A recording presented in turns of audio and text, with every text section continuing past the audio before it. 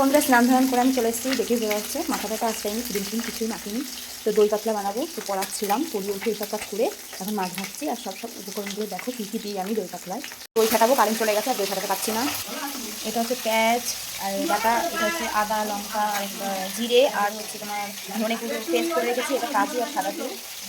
এদিকে এখনও মাছ ভাজা চলছে, এগুলো হয়ে গেলে এটাকে দেবো। তো শুকনো উপকরণও কিছু দেবো, সেটা দেখতে থাকো। শুকনো উপকরণগুলো দিয়ে দেবো। এখানে একটা সাদা জিরে দিয়ে, সাদা জিরে বলছি কেন, সাদা তিল আর গরম মশলা গোটা আর লঙ্কা, আদা পেস্ট এসছে, কারেন্ট এসছে বাবা, তাড়াতাড়ি মিক্সচার করে নিই। বন্ধুরা পোস্ত দিতে ভুলে গেছিলাম, তাই পোস্ত দিয়ে দিলাম, কাজু বাদামের সঙ্গে। এরপরে আমি লঙ্কা আদা পেস্টটাকে আমি দিয়ে দিলাম, দিয়ে দেওয়ার পর ভালো করে নাড়াচাড়া করবো। আর আমি কিন্তু ফার্স্ট টাইম, তাও আমার মোবাইল দেখেই রান্না করছি। তেলটা একটু কম হয়ে গেছিলো, তেল আর একটু দিতে হতো কষানোর আগে।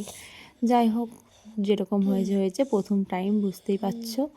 যেহেতু এই দেখো, তারপরে কিন্তু এটা কি বলে, কাজু বাদাম আর পেস্ট, এটা দিয়ে দিয়েছি। তারপরে একটু ওটা বাটিটা জল ধুয়ে দিয়ে দিলাম, এই কত কিছুক্ষণ ফুটিয়ে নেব। তারপরে দইটা দিয়ে দিলাম, দই ফেটিয়ে রেখেছি, সেই দইটা দিয়ে দিলাম। তারপর মানে যে এরকম জল লাগবে, মানে ঝোল খাবে তোমরা সেরকমভাবে দেবে।